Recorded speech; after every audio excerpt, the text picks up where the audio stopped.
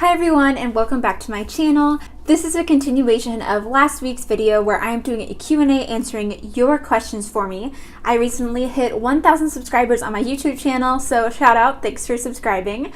And so I am doing a Q&A answering your guys' questions. I'll go ahead and link part 1 above, and this is part 2. So without further ado, let's get into your questions. Okay, question 1. What are a list of items or events that qualify to dip into that emergency fund? That is a great question. And I would say that anything that you should really go to your emergency fund for is something that you couldn't cash flow through the month. When Jacob and I were paying off our debt, we had an emergency fund, and it wasn't a whole lot in the emergency fund, but I will say that we did have emergencies come up during our debt payoff time, but we never had to touch our emergency fund. And that's because we were just able to cash flow it through the month. Will there be things that are more than what you can cash flow? Yep, and that's what the emergency fund is for. But if something comes up like you need to replace your tires or your brakes are busted or something like that, that should be something that you could probably easily just cash flow for the month. And so that's exactly what happened to us.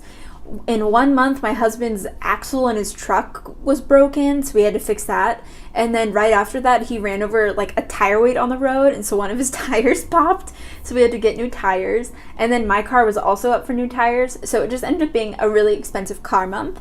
But I will say that, again, we didn't even have to touch our emergency fund because we were just able to cash flow it. So we weren't able to put as much to our student debt that month, but we were able to get all of the things that we needed done on our cars without going into any more debt. Question number 2, which also talks about the emergency fund. What was your emergency fund amount while you were getting out of debt? Our amount was $3,000. Now, Dave Ramsey recommends having $1,000 in an emergency fund before paying off debt, which is a great amount, but for us, we felt more comfortable with $3,000, and that is because we both drive older cars, and also our rent for the month is still $1,300, so $1,000 wouldn't even cover like a month's rent. And I know that the point of having a low emergency fund while paying off debt is that you get super intense and motivated to pay off that debt as quickly as possible because you know that you don't have as much in the bank. So $1,000 will probably be just fine, but just for the extra little bit of comfort for us, we wanted to have $3,000. So I think anywhere between $1,000 to $5,000 if you are paying off your debt is a great amount to have in your emergency fund. And then once you're debt free, you can build it up to 3 to 6 months of expenses. All right, next question. When you were paying off debt, how did you overcome moments where it felt difficult to stay on track and keep yourself disciplined? How did you stay motivated? I think that this really boils down to having something to look forward to. It was so important for us when we were going through our debt-free journey to be able to see like the light at the end of the tunnel, knowing that you were going to get through it and all the hard work that you're putting in now is going to be worth it. So for us, that was having something to look forward to. About a year and a half before we were debt free, we planned a vacation for when we were debt free because we knew that when it about would be that date. So we were able to plan a trip. We went on a cruise to the Caribbean in October right after we became debt free. So that was a lot of fun and just gave us that like motivation and something to look forward to, that like we are 5 months away from being debt free. That means we're 5 months away from going on our cruise. And I think that just provided a lot of motivation for us to continue on the journey. Also, the reason why we even started this journey is that we wanted to make a difference for ourselves and our family. And so we wanted to make sure that we were debt-free before we have kids. And so that was another motivation of like, the sooner we're debt-free, the sooner we get to start a family.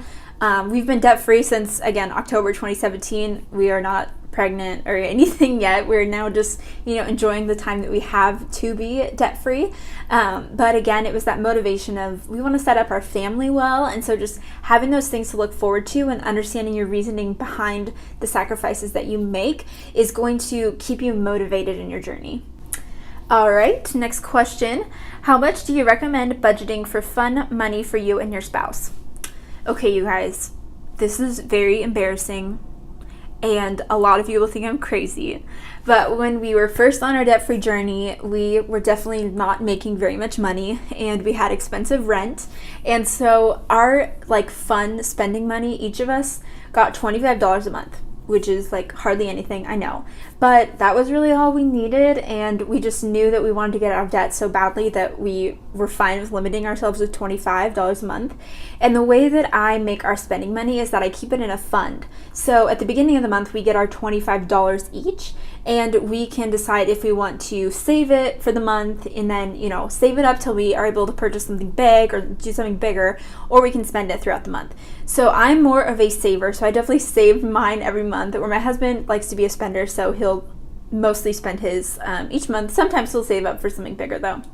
But when we were first getting out of debt, it was $25, and then when we were almost debt free, we bumped it up to $50.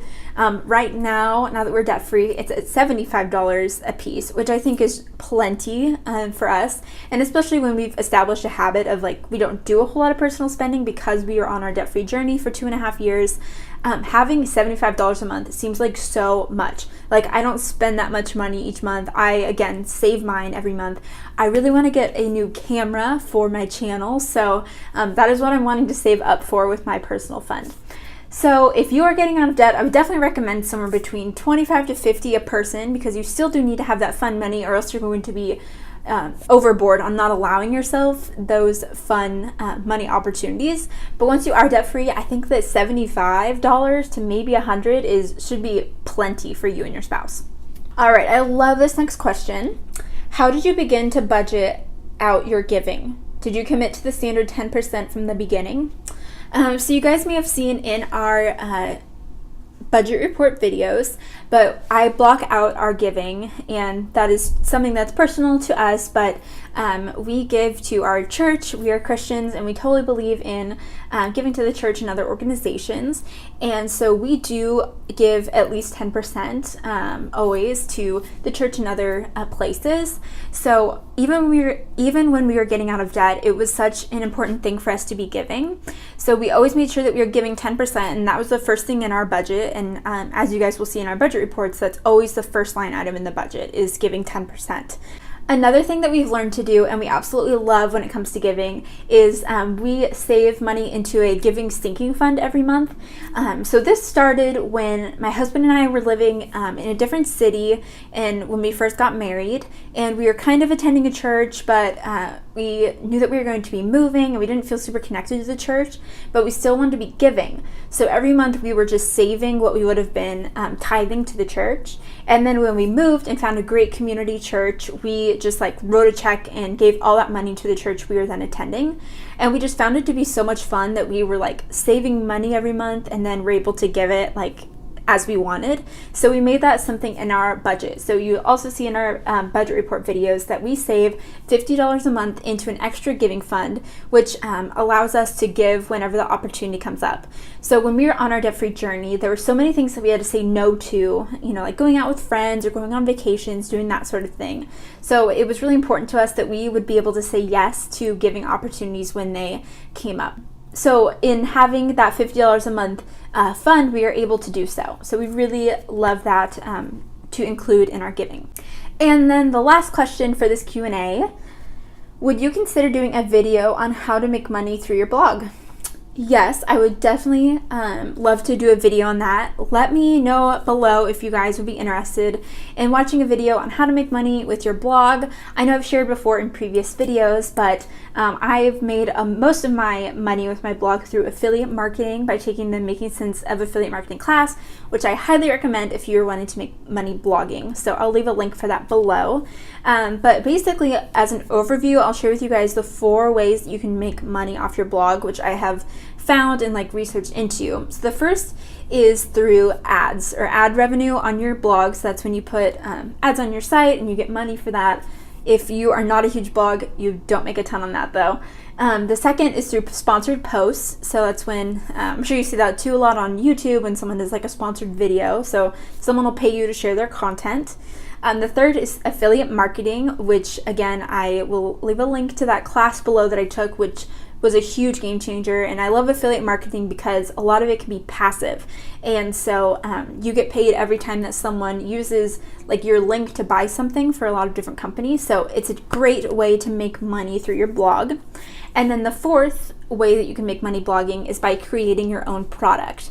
And so that may be you start your blog and decide that you want to write a book or maybe you make your own class that you can teach people about the subject that you're writing on. There's a lot of different opportunities that I've seen other bloggers take of creating their own product, and that's an awesome way because you can have really great margins and be able to make a great profit off of those items. So I think that that'll be all for today's video. Thanks for checking out this Q&A. I'll go ahead and link the first Q&A in the description box below that you can go back to and check out if you haven't already.